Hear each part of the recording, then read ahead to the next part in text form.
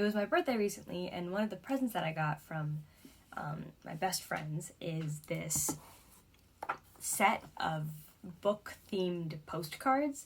So here, like, one of them looks like this, right? It's got like a quote from a famous book, and they're just very artsy and pretty.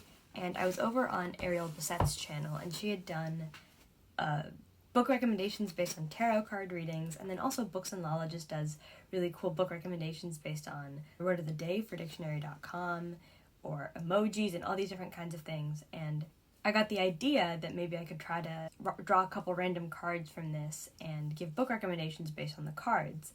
I have no idea whether or not this will actually work. I didn't try at all, which is definitely a mistake. Okay, I'm just going to try to choose postcards randomly. So I'm going to try giving book recommendations based on the 5 cards that I drew. I have no idea what they are. I haven't even looked through this set yet, so I don't even know what they could be. And this could go very poorly because I have a tendency to forget entire plots of books days after I read them. So I wouldn't put it past me to just not be able to think of anything for any of these. So that's a very real possibility. Either that, or I might only be able to recommend books that I've read in the last week, which is not very many, so we'll see what happens. You know, it wouldn't be me if it wasn't half-assed and mediocre, so I might as well embrace it. Okay, here we go.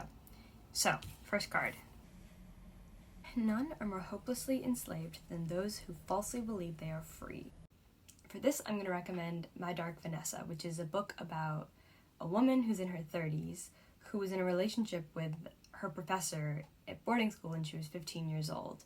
The story is kind of told from both her perspective when she was 15 and she entered this relationship with a 40-year-old professor, and her perspective when she's 30, 31, 32, and there's some allegations coming out about this professor, and she's learning more about him and about her reality of her situation. And it speaks a lot to the true danger of such huge age gaps and relationships with that kind of imbalance in power.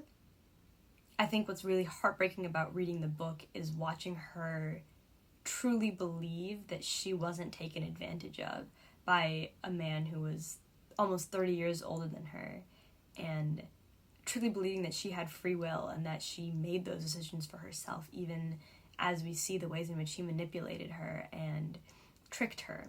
And the scariest thing about being manipulated is when you don't know you're being manipulated and you think you have free will. So yeah, I think that this fits pretty well with that book. What other dungeon is so dark as one's own heart? So for this one, I'm going to recommend a book that I'm sure everyone's heard of, and that's Catcher in the Rye by J.D. Salinger.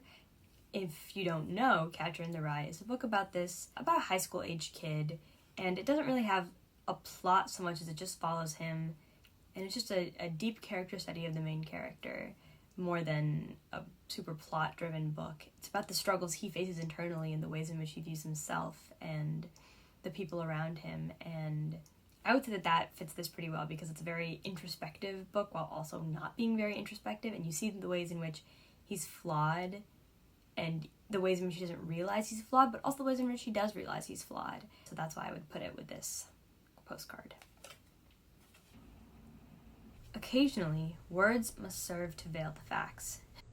For this one, I'm going to recommend SlaughterhouseFive by Kurt Vonnegut.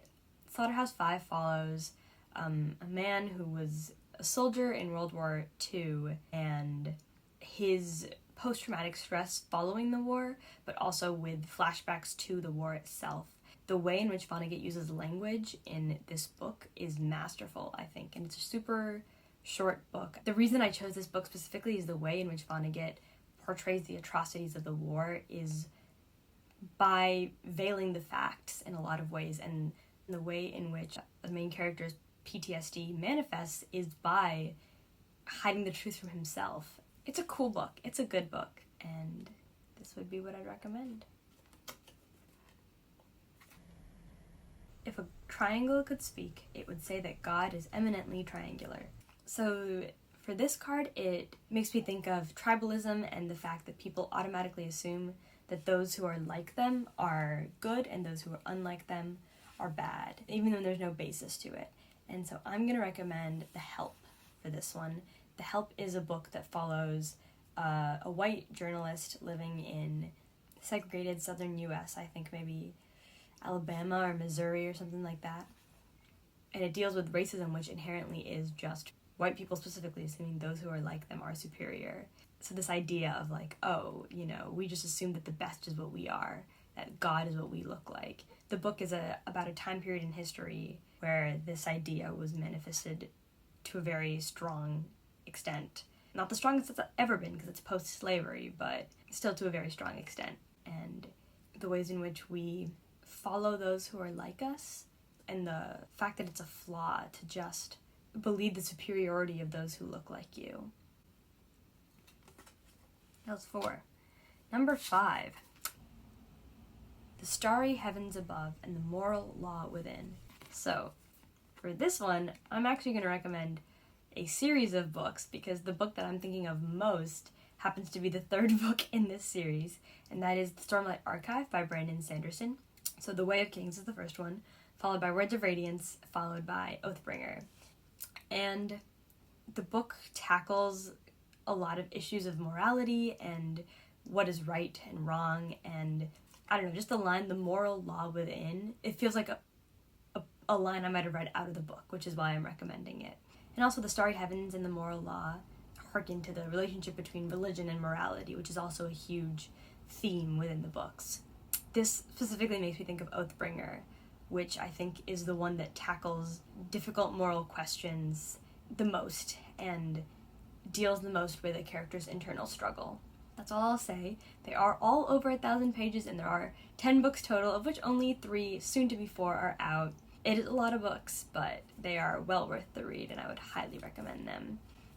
So yeah, those are 5/8, depending on how you count the last one, book recommendations based on these cards. That was fun. I'll link the people who this was inspired by in the doobly-doo, and that's all I have for you today. Have a good one.